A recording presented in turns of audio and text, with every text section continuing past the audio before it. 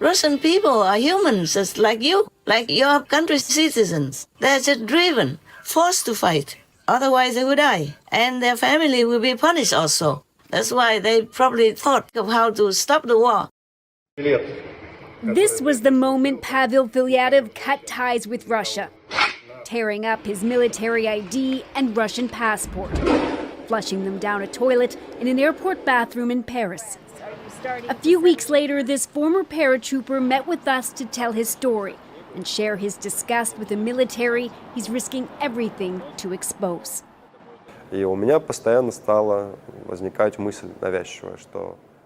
I kept thinking obsessively that literally, if I survived, I would do everything to stop it, to change something. Filyatov was part of a military regiment that invaded Kherson, Ukraine in the early hours of February 24th.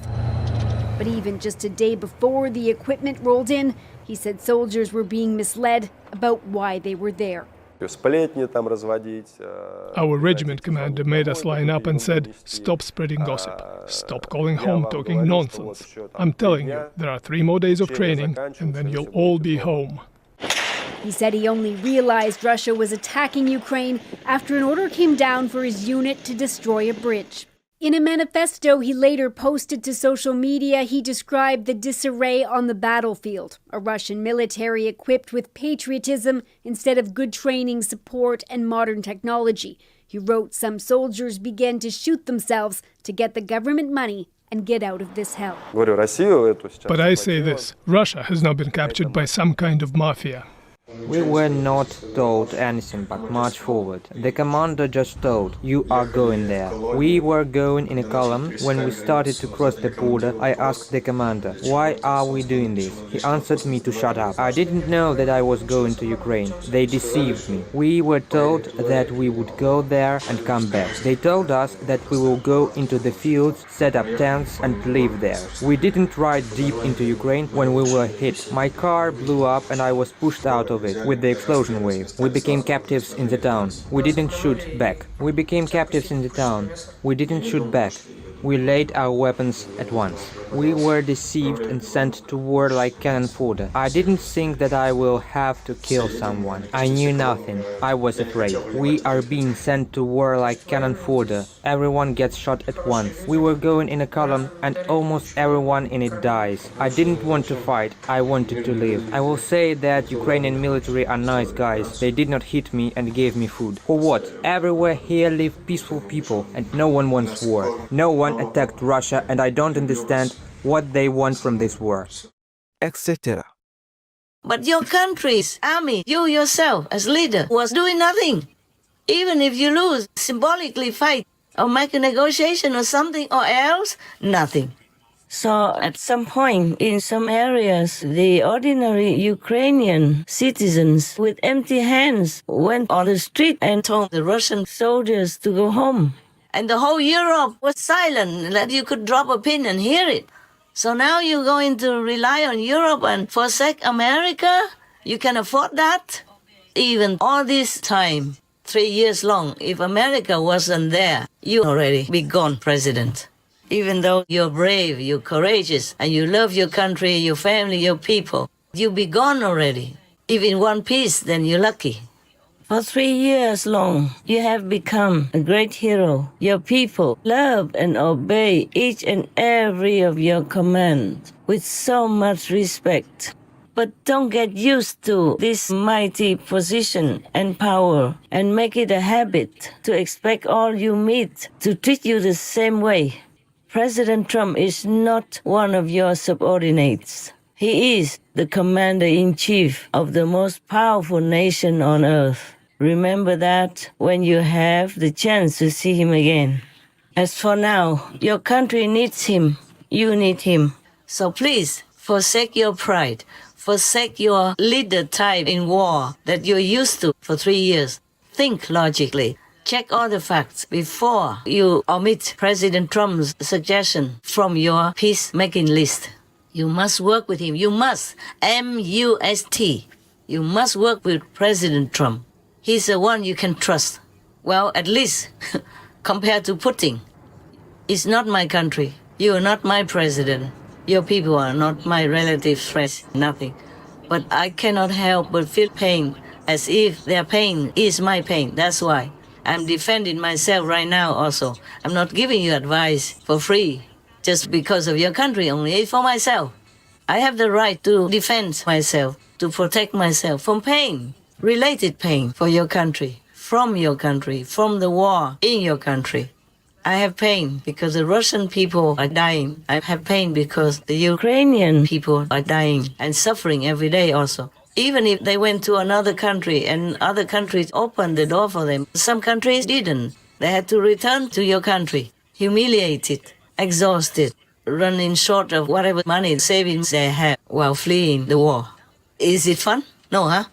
And thousands of children are being kidnapped to Russia, leaving their parents drying up with tears, huh? And leaving the children confused, suffering, lacking of love and the familiar surroundings of their own country, huh? Is all this fun? So if you just argue with the strongest president, the strongest country in the world, and if you win, is it good? Will you be proud of it? So please, think logically, be humble. I know you won't like me if I say all this, but I have to.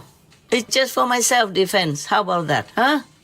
You don't have to think anything bigger than that. Just my self-defense, because I'm in pain every day, as long as the war is still there. Even Syria just recently had a change of governments, of leaders, and they still now make friends with all the countries in the world, including all parties in their governments, and pro-Western, pro-America, not pro-Putin. So just 3 years only, you still can make it. 12 years long, the war in Syria still was won. Russia can protect you? No. Did Europe protect Syria? No. Maybe they tried symbolically, not strong enough. So the president of Syria, even though it's not all his fault, he's done nothing wrong, had to flee. But to where? To Russia.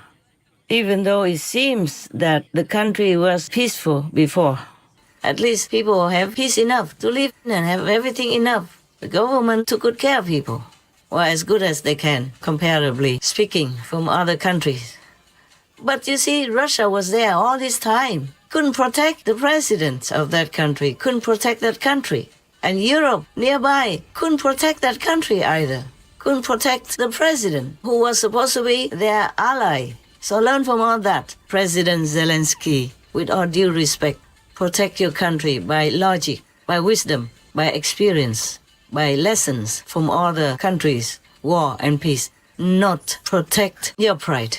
Even if you were right in your opinion, no, you were right to have your pride, cast it all aside.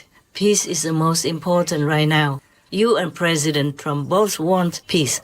So work toward that, okay? As long as your family, your country, your government doesn't do anything opposed to it, go for it. Thank you very much, sir. May God bless you all the time. Protect you and your family and your country. Amen. Now I want to tell the Taiwanese people, recently you have had a lot of terrible disasters, even out of time, out of season. And big brother China is threatening to eat up your country alive.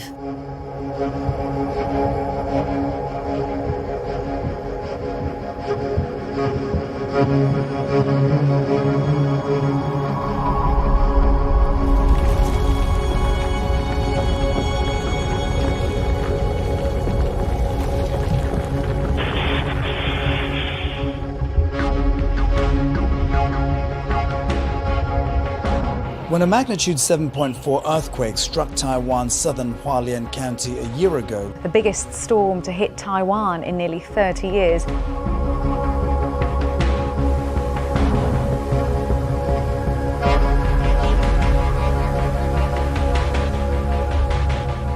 So please listen here. I have taught you the life-saving method, liberating method, not just in this lifetime, but the next life as well. So you can go back to your true home, to your true country. Treasure it, practice it, appreciate it, thank God for it. And do not always call upon me to protect your country. I do the best I can already, believe me. Otherwise, your country would have gone under the sea. Not to talk about war with China. I'm telling you this, not because I love to talk or anything, but because I love peace. I don't want the blood of your brotherly citizens spilled on your own fertile land or on Chinese fertile land. The land is for people to live, to cultivate food and necessities or medicine to help you live long, happy and healthy, not to spill blood on it. God will never forgive. Buddhas, Bodhisattvas, saints, masters never can bless your country if too much blood is spilled on it. Even animal people's blood will destroy many merits that your country has. The country has a favorable veganism trend, which is even famous in the international media. Yes.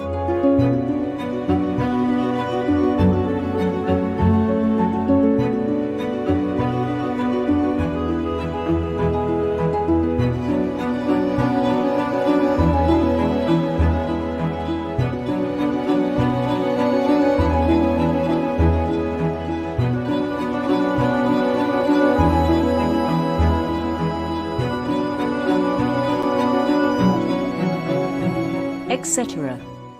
You should be proud of it. They list your country as vegan-friendly, one of the most vegan-friendly, one of the few vegan-friendly countries. They list Taipei as favorable for veganism, for vegan restaurants. They list as vegan food and all kinds of things like that. It's very favorable for Taiwan.